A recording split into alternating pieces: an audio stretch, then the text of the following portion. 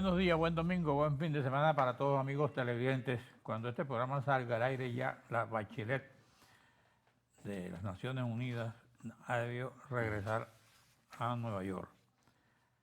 Antes se entrevistó con gente del gobierno y de la oposición. Bueno, esperamos que haya salido algo importante para este país.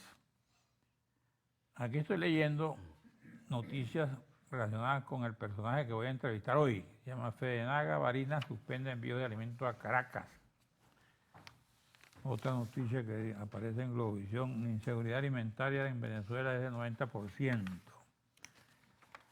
Fedenaga ratifica falla en el servicio público, dificulta la producción. Consumo de carne per cápita cayó 10 kilos en 5 años. Todas son noticias relacionadas con la ganadería y la alimentación del venezolano. Fedenaga de Machique se declaró en emergencia. Fedenaga sin electricidad ni combustible. Es imposible prender los tractores ni enfriar la leche, caramba. Fedenaga advierte que falta gasolina y pide traslado de alimentos a 12 estados del país. Bueno, con todo esto, noticias que he leído, la situación de ustedes es como medio complicada, ¿no? Muy difícil, de verdad. Sí, es difícil. Básicamente... Además tienen las fallas eléctricas, sí, que veo que se repiten.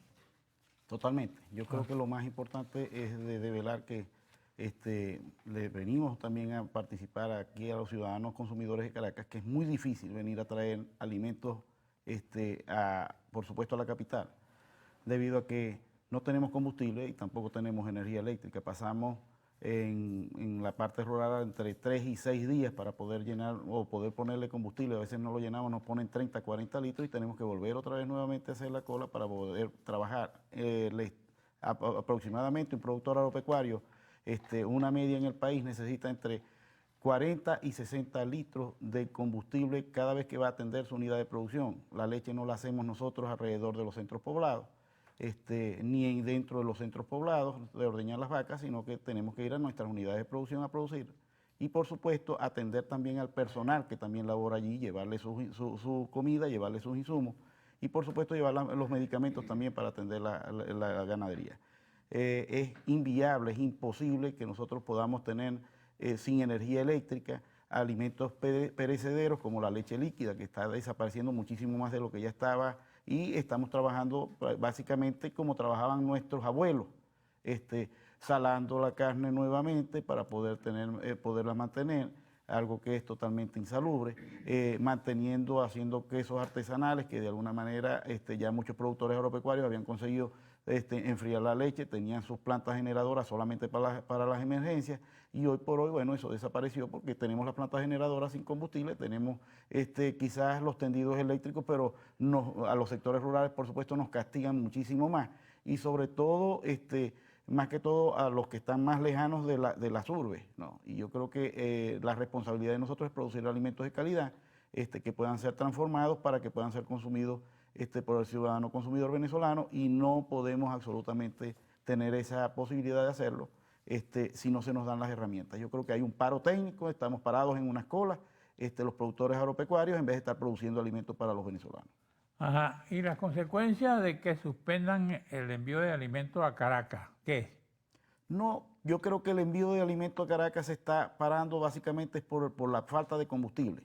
Yo jamás ni nunca, por supuesto, estoy de acuerdo con un paro, porque nosotros los productores agropecuarios tenemos una actividad que es biológica y que es producir alimentos todos los días.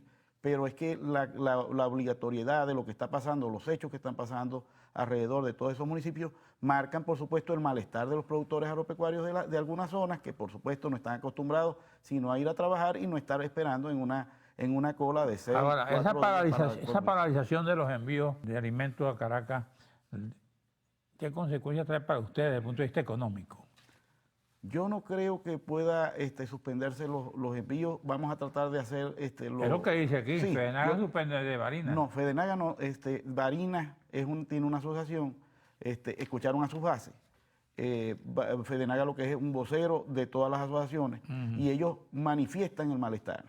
Manifiestan el malestar porque absolutamente no pueden trabajar. Es inviable que puedan traer para acá en caballos, en burros, como lo hacían nuestros abuelos, la mercancía, porque básicamente no se atiende a las regiones rurales con el término de combustible. Nos asombra ver como, por ejemplo, en Claro. Caracas está totalmente todo normal, pero nos preocupa, lamentablemente, a los que vivimos en la zona rural, que se nos dé un trato totalmente diferente, un trato de ¿Cuál es el ciudadanos de trato, tercera. cuál es el trato que les dan? 6 días en una cola, día y noche sin combustible.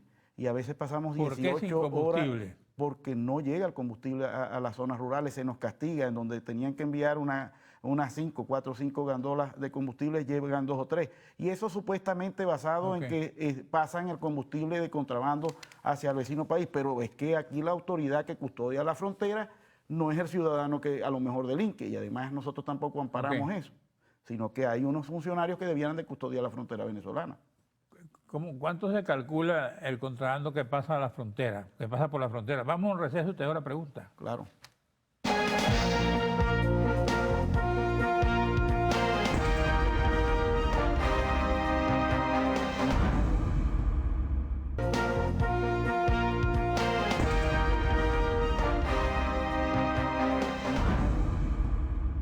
Bueno, me dice que no solo es el contrabando de ganado que va por la frontera, pasa que si la gasolina, que si la carne, todo, ¿no? De Venezuela, ¿Alguien ha estimado cuánto se va de Venezuela para otros países en contrabando? es incalculable, pero tengo zonas en donde han pasado hurtados, robados, más de 7.000 animales en los últimos 8 meses, como la zona de Perijá, en la demarcación indígena. Las autoridades allí no ayudan a poner a coto y por lo menos solucionar en algo el tema de la seguridad, debido a que ellos tienen prohibido ir a una zona que despejaron allí, que es una zona en la sierra de Perijá, y por supuesto ellos no tienen posibilidades de entrar. Todo lo que se roban lo pasan allí, eso prácticamente desaparece. ¿Eso pasa por las trochas? ¿Por dónde? Por las trochas hacia el vecino país. No solamente pasa por allí, se estima que son más de 700.000 reses en los últimos 2 años que han pasado la frontera, unas robadas, otras en grupos que de alguna forma ven un gran negocio del otro lado, unas ¿Y no rejas. hay ganaderos metidos en ese negocio? Pueden haber ganaderos metidos en el negocio. Ajá. Nosotros no somos irresponsables y de alguna forma, bueno, el que esté metido tiene que correr con sus consecuencias. Nosotros estamos abogando por los productores agropecuarios serios del país, pero sí podemos decir claramente que mientras no haya una política económica seria que se haya tomado con interés para solucionar los temas y los problemas de la frontera, el negocio ahora en este momento la balanza es positiva hacia Colombia, porque está trayendo o está llevándose Colombia parte de lo que se produce en Venezuela, no solamente el ganado, sino la gasolina, y vemos con preocupación como un animal aquí cuesta 1/3 de lo que cuesta en Colombia y no tiene posibilidad de que pueda costar más porque el ciudadano venezolano tiene sus sueldos y sus salarios totalmente inexistentes o acabados en su bolsillo. ¿Y la industria? La industria sobrevive, la industria transformadora casi que no puede operar debido a las mismas consecuencias de la energía eléctrica y por supuesto del gas. ¿Ya no se consigue aquí leche Yo diría que pudiéramos conseguir, pero no creo que sea negocio. envasada? Muy poco. ¿No? Yo creo que muy poco. Alguna que otra empresa que se atreve a hacer algo y que creo que se están dirigiendo mucho más a la leche en polvo cuando pueden prender las calderas para poder hacer la leche en polvo, debido a que es casi que inviable y hay personas que me dicen, no, que va a venir carne de Rusia o de otros países. Yo le digo, bueno, si están dispuestos algunos inversionistas seriamente, al menos que sea un gran negocio que tengan por debajo de la mesa, seriamente a traer carne con los precios internacionales a Venezuela para ser vendidos a los precios que se les pagan a los productores agropecuarios, bueno, diría que de verdad tienen un corazón muy grande para alimentar al país como Venezuela, igual que lo tienen los productores agropecuarios que con uñas y dientes están aportando lo poco o lo mucho que producen al consumidor venezolano. ¿Cuánto está consumiendo el venezolano ahorita de leche, según tu cálculo? ¿1 litro?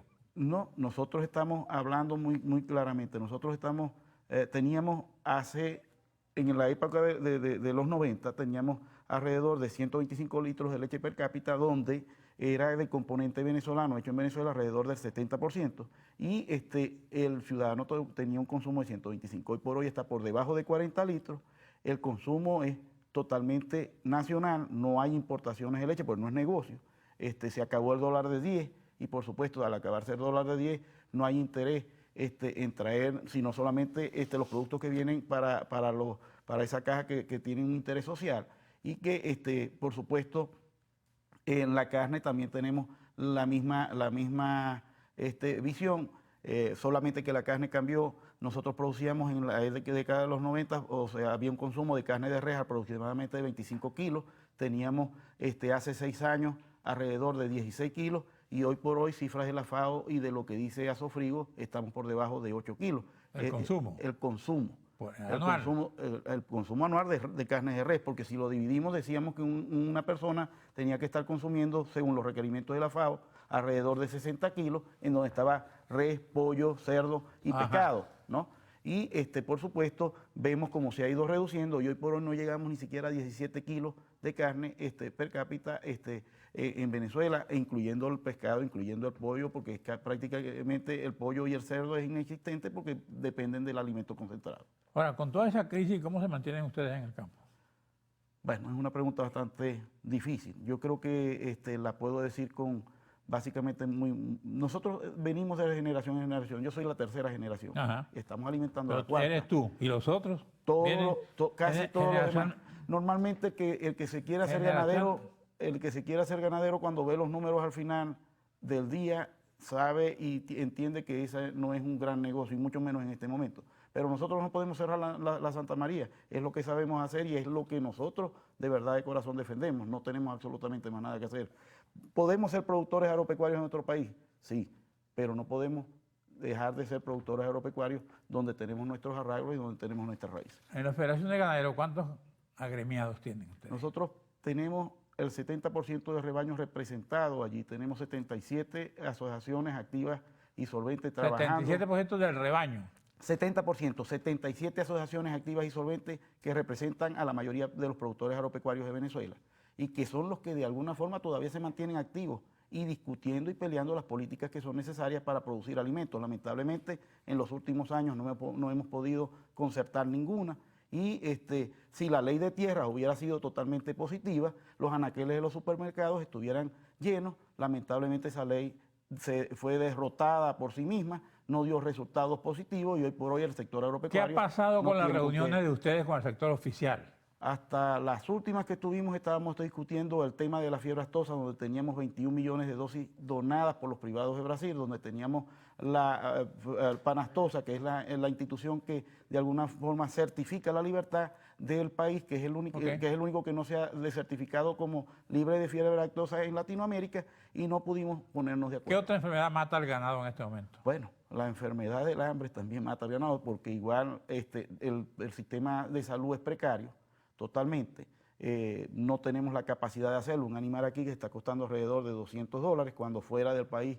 ¿No tienen como material preventivo? Es difícil, porque la mayor parte viene de fuera. Ajá. La mayor parte de los laboratorios de Venezuela están igual críticos, porque también su materia prima viene de fuera del país y casi que no tenemos acceso a poder comprar y poder mantener unos animales sanos. Hay un pequeño programa de salud en donde estamos tratando de que sean las enfermedades abortivas o las que producen muertes como las clostridiales y septicemia, que no se abandone ese sistema, y por supuesto haciendo un esfuerzo sobrehumano para conseguir la vacuna de lactosa y poder tratar de por lo menos mantener un rebaño que no se vaya a enfermar, resguardando para que podamos pasárselo a las futuras generaciones. ¿Y en esas condiciones pueden pasar el ganado para el exterior?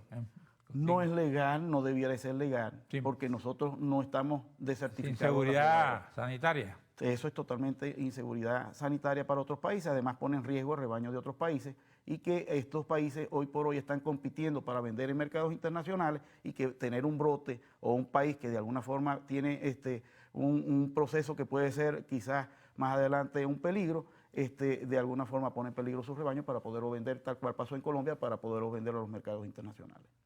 ¿Quiénes participan en este negocio? ¿Quiénes pasan el ganado? Allí hay en la frontera hay de todo. No se va solo. No, para nada. Es difícil entender cómo llega la gasolina a otro país que no tiene patas, como decimos nosotros, a los miembros de los animales. Por supuesto que las vacas que tienen patas pasan más rápido y nosotros no ocultamos esa realidad, la hemos denunciado. Queremos que eso cese y que se resguarde la frontera, pero lamentablemente no tenemos La eso. gasolina tiene dos patas. Damos un receso y regresamos con el compañero de la Federación Nacional de Ganaderos.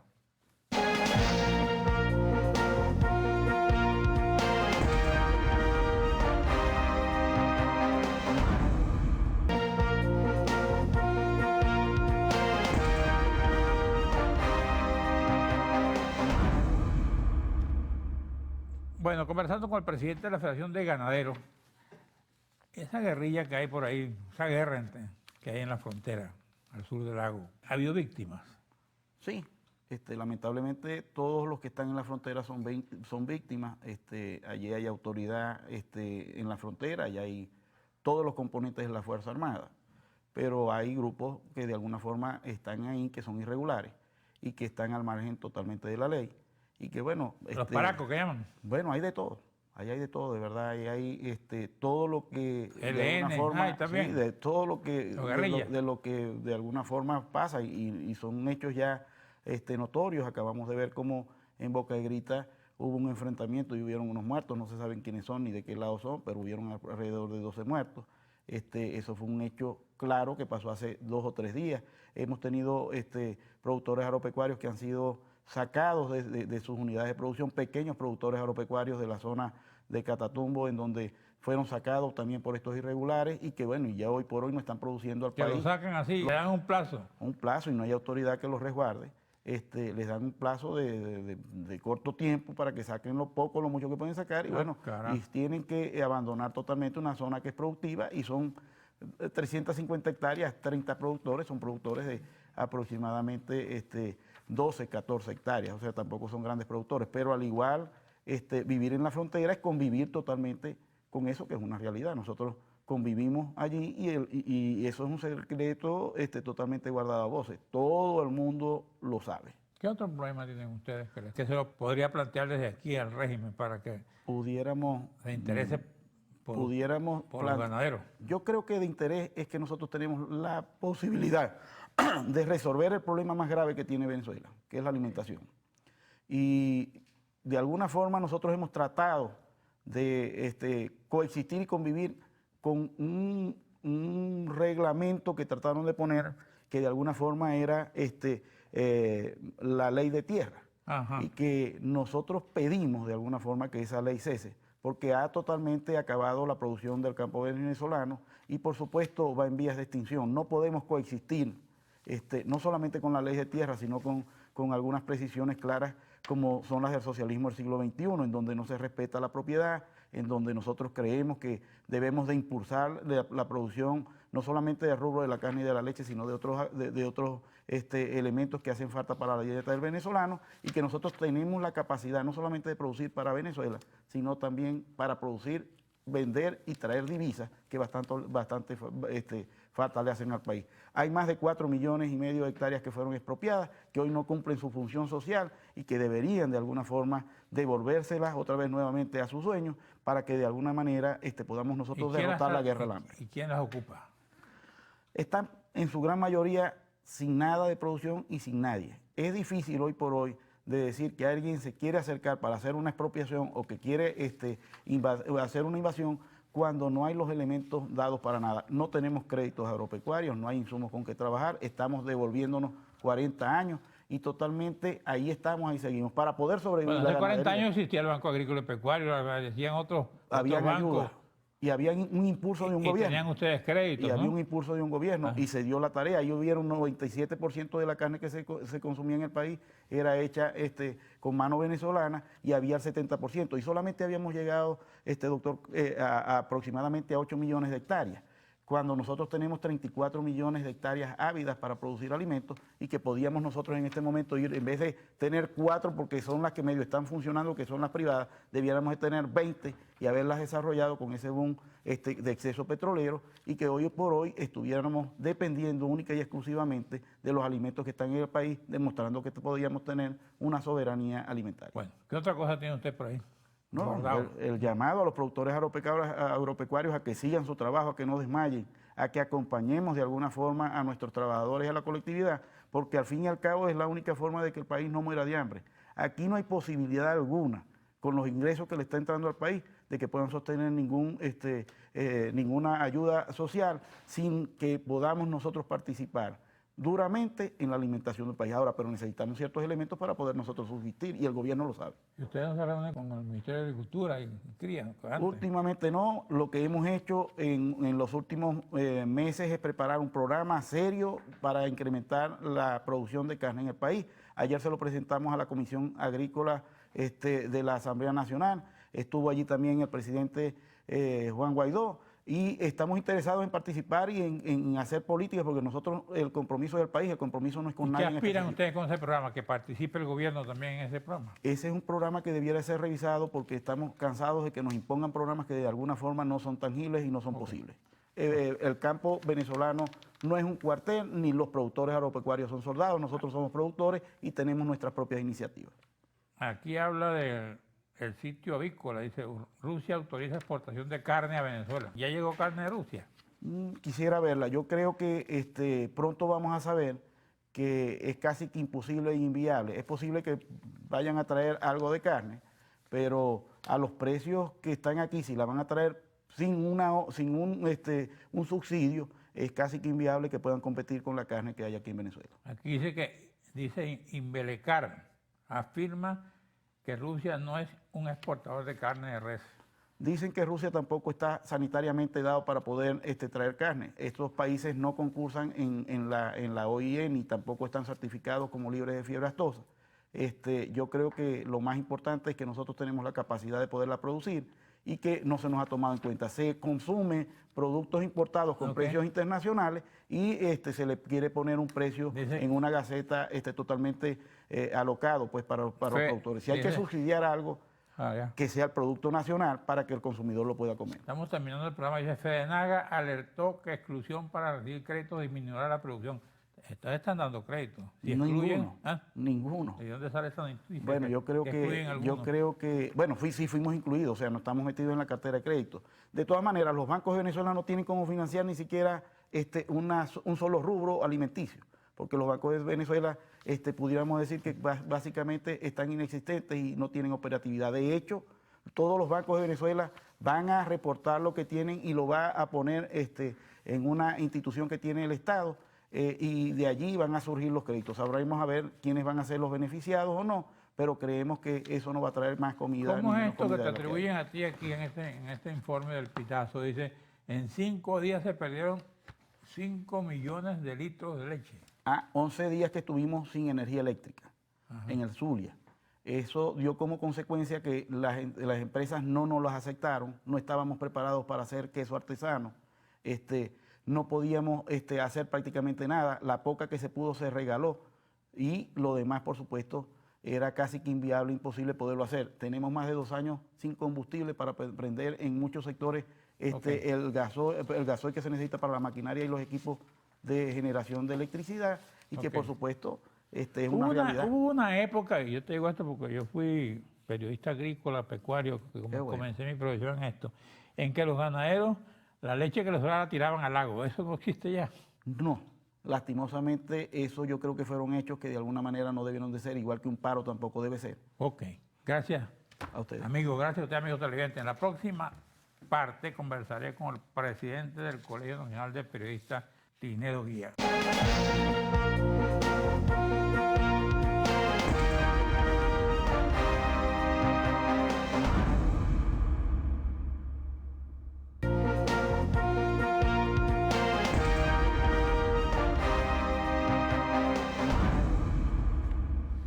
Bueno, ahora voy a dialogar con Tinedo Guía. Él es presidente del Colegio Nacional de Periodistas y lo he invitado porque se aproxima el 27 de este mes el aniversario del Correo del Orinoco, fecha instituida como Día del Periodista, ¿no? Fecha patria, diría fecha yo, patria. Porque fíjate tú que el Libertador entiende que hay que comunicarse. Claro. Entiende que hay que informar. Y cuando él funda el Correo del Orinoco habla en nombre de la libertad. Exactamente. Y para eso se crea ese importante medio de comunicación.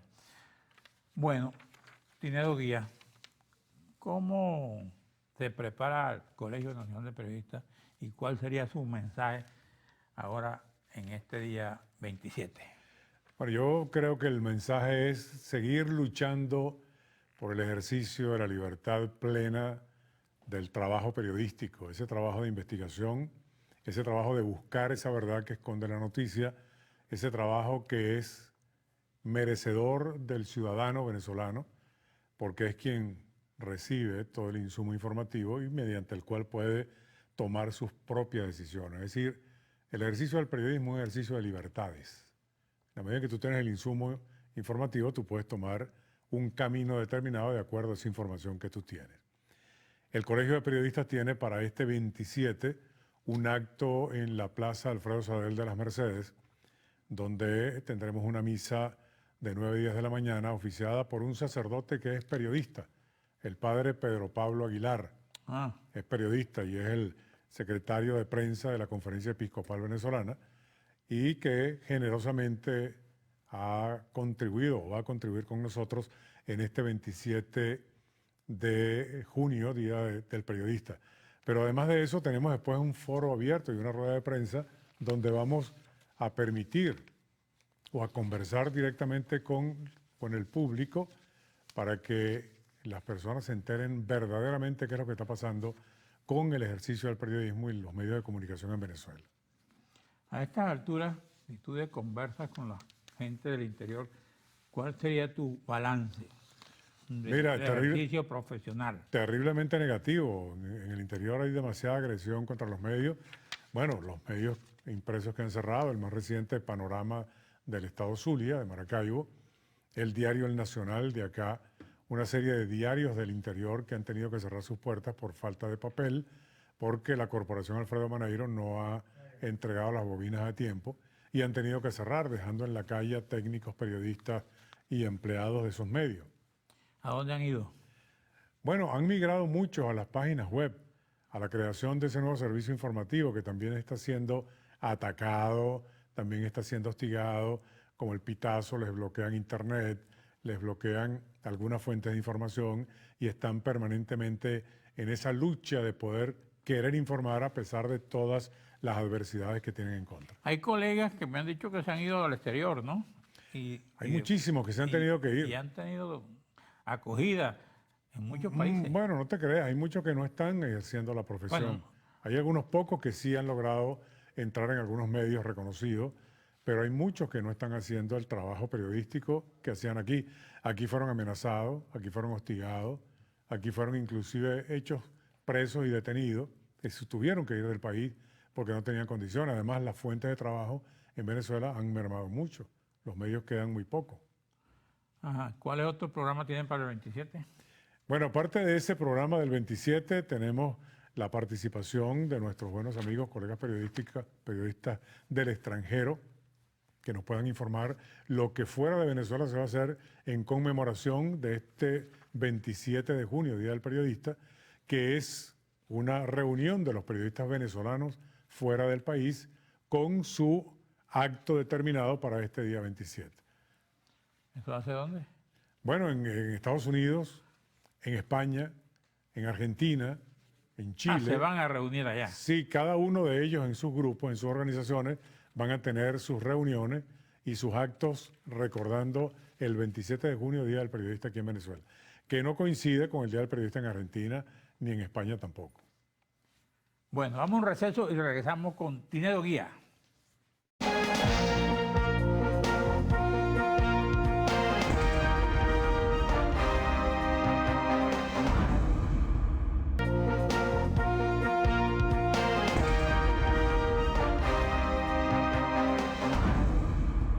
Bueno, dos temas para esta segunda parte del programa Contenido Guía. Y una de ellas es esta especie de disputa de todos los días de guerra entre periodistas para entrar a la Asamblea Nacional. Entonces, aquí ya es noticia que los periodistas entren a una Asamblea Nacional, ¿no? Sí, fíjate, los periodistas eso es ahora... noticia, periodistas entraron a la Asamblea. Sí, ya es noticia, sí, ya los periodistas... Ya es una noticia, pues. Ya los periodistas somos noticias. Sí, somos noticias. Cosa que no es nuestra función ni es lo que esperamos hacer. Fíjate tú, Carlos. Entonces, pareciera que ya han tenido más acceso. Bueno, fíjate lo que sucede. La Constitución nuestra, de nuestra República Bolivariana de Venezuela, establece el derecho a la libertad de expresión, de opinión y de información. Y establece además que la comunicación es libre y plural. Ajá. Pero además de eso establece el derecho al trabajo. el trabajo del periodista está expuesto permanentemente a la luz de todo el mundo, es decir, nuestra vitrina está a la luz de todos los ciudadanos. ¿Qué sucede cuando alguien da una orden impidiendo el derecho al trabajo de los periodistas y el derecho a estar en el Parlamento, en el Palacio Federal Legislativo? Quiere decir que esa persona que dio esa orden está violando la Constitución. De manera que es una violación que viene cayendo en cascada desde la más alta jerarquía del gobierno hasta quien la debe cumplir, que es justamente el Guardia Nacional o el Policía Nacional Bolivariano que colocan allí como barrera. Pero a pesar de todas esas cosas, los periodistas han entrado al hemiciclo. Pero sucede otra cosa, que también puede perjudicar o de alguna manera beneficiar el ejercicio del periodismo, que es el infociudadano. El que está dentro de la asamblea, que no es periodista, toma y graba lo que allí sucede y lo transmite, lo coloca en la red y se entera todo el mundo de lo que allí pasa. De manera que es una pérdida de tiempo, es una necedad, en mi opinión muy personal, muy humilde, Hostigar muy al sencilla, periodista. hostigar al periodista o evitar que con ese hostigamiento se entere el pueblo llano de lo que se está discutiendo en el Parlamento, que está elegido por 14,5 millones de venezolanos Ajá. y que es legítimamente la representación de los diferentes partidos políticos que hacen vida en el Parlamento. Había un ataque muy fuerte contra la Asamblea Nacional, asamblea legítima, corroborada y empoderada por el propio Consejo Nacional Electoral, y sin embargo se sigue atacando. Coloquen a esos señores en otras cosas, que no se fugue la gasolina, que la gente tenga seguridad, que tenga bombonas, Sí. el pueblo para cocinar sus alimentos, etcétera. Pero dejen que los periodistas trabajen. Ella comió en el mercado. Que haya comida en el mercado, exactamente. Que haya agua, que haya electricidad. Sí. Todas esas cosas son necesarias. Que haya medicinas, los insumos. Fíjate tú, yo leía hoy una noticia que me llevó a 50 años atrás. La Cruz Roja está distribuyendo mosquiteros Sí. en Apure y en Bolívar contra la malaria, en lugar de combatir la malaria, como debió haberse hecho, previendo que el mosquito no transmitiera la enfermedad, paludismo, etcétera. Bueno, pero se atacan a los periodistas porque no quieren que se digan las cosas. Bueno, creo que Espacio Público y Gremio de Prensa inició trámites para normalizar el ingreso de periodistas a la Asamblea Nacional. Ahora, está también aquí la Bachelet. Sí, pareciera que la gente está viendo en ella la gran salvadora de todas las Ya cosas. cuando ¿no? salga este programa ya se ha ido. Sí, ya se ha ido. Y, bueno, muy poco tiempo, además del 19 al 21, muy poco tiempo para enterarse de todos los problemas de acá. Nosotros tuvimos una reunión, planteamos la situación venezolana, ya había una reunión previa con los enviados especiales que vinieron acá de la Alta Comisionada para los Derechos Humanos, donde expusimos todos los problemas y los riesgos que corren los periodistas en la búsqueda de la información. Ella tiene toda esa información y esperamos que actúe en consecuencia para que verdaderamente en Venezuela haya libertad del ejercicio del periodismo y del ejercicio del trabajo periodístico como una garantía de derecho laboral. ¿Tú tienes idea de cuántos medios han cerrado desde el punto de vista de periódicos en el interior? Hay más de 70 medios cerrados, Más de 70 medios impresos. Radio. Emisoras de radio que últimamente en Apure cerraron 2. Y hay diferentes argumentos que te da Conatel por qué se cerraron las emisoras, porque fallecieron los propietarios, porque se venció la concesión, porque hubo alguna falla donde llevaron un oficio para que cerraran las transmisiones. Pero hay un detalle. Una vez que se saca del aire una emisora, ¿dónde están los equipos que también le son decomisados? Eso es propiedad privada, eso debería respetarse. Eso es de quien invirtió un dinero para poner al aire un medio de comunicación al servicio de la comunidad. Pero fíjate tú, se cierra una emisora e inmediatamente ya esa frecuencia está concedida y entra al aire otra emisora anuente con el gobierno actual. Bueno, ¿qué otra cosa te preocupa como presidente de este gremio? Me preocupa que el periodista no ha bajado la guardia y me preocupa porque más bien se ocupan de no bajar la guardia. Y eso, por supuesto, que preocupa no solamente al presidente del Colegio de Periodistas, a la Junta Directiva y al gobierno también. Ok. Los nuevos profesionales, ¿cómo ven el Colegio de Periodistas? ¿Creen que está cumpliendo su función? ¿Se están llevando para inscribirse?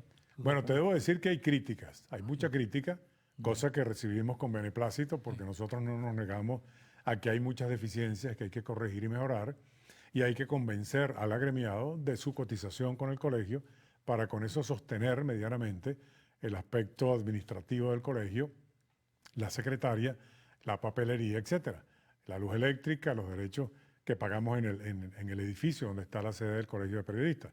Pero también hay un entusiasmo de querer participar. Casi todos los jóvenes que se gradúan, y debo decir aquí que no sé por qué las universidades privadas se demoran tanto en otorgar el reconocimiento académico.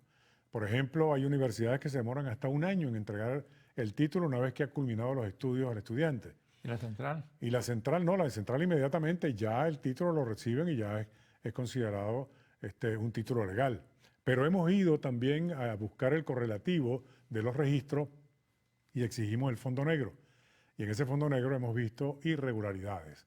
¿No? Que se han detectado títulos que no están totalmente legales y por esa razón cuando un comunicador exhibe el carnet que dice Instituto de Prensa, Instituto de Protección al Periodista y Colegio Nacional de Periodistas, ese periodista, quien lo ve ese carnet, tenga la garantía de que está legítimamente reconocido por el CNP. Bueno, ¿qué otro mensaje ya al final del programa? El mensaje final es que la necesidad comunicacional es una virtud del ser humano, de su pensamiento, de su manera de transmitir ideas y conocimientos. Tenemos que seguir luchando por poder hacer que ese conocimiento llegue a todos cuantos lo necesitan. Y mucho más si el hecho se sale de la cotidianidad, de lo normal y se convierte en noticia. Los periodistas no queremos ser noticia. La noticia es un hecho cumplido que queremos transmitir a la comunidad. ¿Cuántos años tienes tú en el periodismo? Uy, me llevaste, mira, bastante, bastantes años. ¿Cuánto se calcula? Bueno, Has perdido el cabello, yo diría que en esta profesión. Sí, como no. Bueno, ahora has perdido en una parte, en otra. Sí, lo tengo, pero mal distribuido. Bueno, yo creo que más de 45 años, Carlos. Sí. Más de 45 años. Yo creo que cercano a los 50. Ese margen de 5 años, sí. Ese margen que tú estás aprendiendo, que estás cortando cables, ¿te acuerdas cuando te llenaban la mano de hollín, del papel carbón, del teletipo? ¿Qué anécdotas no se te olvidan? Mira, no se me olvida el día que la tanqueta quiso tumbar la reja del Palacio Blanco. Yo tenía ahí a Jáuregui, que fue el camarógrafo que estuvo ese 4 de febrero del 92 en la avenida Urdaneta, haciendo un trabajo que le cayó de pronto un grupo de soldados atrás armados con unas bobinas rojas y demás. Y afortunadamente tuve en la emisión matutina del Observador de ese día, el Observador de Radio Caracas Televisión, a Jáuregui, que nos explicó y nos contó lo que había sucedido en esa madrugada. Esa es una anécdota que no se me olvida jamás. Tampoco se me olvida el deslave. ¿No ha llevado un planazo? Bueno, mira, he llevado empujones. Yo también, pero... Y groserías, y vulgaridades, y descalificaciones. Una vez venía bajando de la iglesia de San Francisco, iba caminando hacia el canal, y uno de los buhoneros que vendía ahí al lado de la iglesia, me gritó, digan la verdad, digan la verdad, digan la verdad. Y le dije, bueno, yo voy a eso, a decir la verdad, pero ¿cuál es la verdad que tú quieres que yo diga? ¿La tuya o la que es verdaderamente la verdad que tiene la noticia? La realidad. La realidad de lo que pasa, que esa es la que molesta a algunas personas. ¿Y tú eres católico? Sí, profundamente católico. ¿Y te habías confesado ese día? Bueno, yo siempre trato de estar bien con Chucho. Le digo, Señor, mi día es para ti. ¿Cuál es tu pecado? Mi pecado es ser inconforme. Eso no es pecado. Profundamente inconforme. Cuando tú vas a confesarte, ¿cuál es tu pecado? Bueno, secreto. Sí, claro. Secreto de confesión. Ese pecado, bueno, no, eso es una conversación ya no se llama confesión, es una reconciliación con Dios, ¿no? Me reconcilio con Dios en muchas cosas. A veces tengo mucha rabia y digo, bueno, ¿por qué tengo tanta rabia? Tengo que decir que eso es un pecado, ¿no? Claro. La rabia es un pecado, hay que erradicarla completamente. Y sufres mucha rabia. Ah, claro, cuando hay una injusticia frente a mí, eso me hace hervir el alma. Bueno, cuídate, porque la rabia también mata. Sí, claro. No, pero yo las desecho rápido. Gracias, Carlos, por la entrevista. Gracias por estar contigo. Gracias. Y te deseo el mejor de los días este 27. Tú me cortaste la entrevista y seguía preguntando. Gracias, Tineo. Gracias a ustedes, muy inteligentes. Nos veremos aquí el próximo domingo.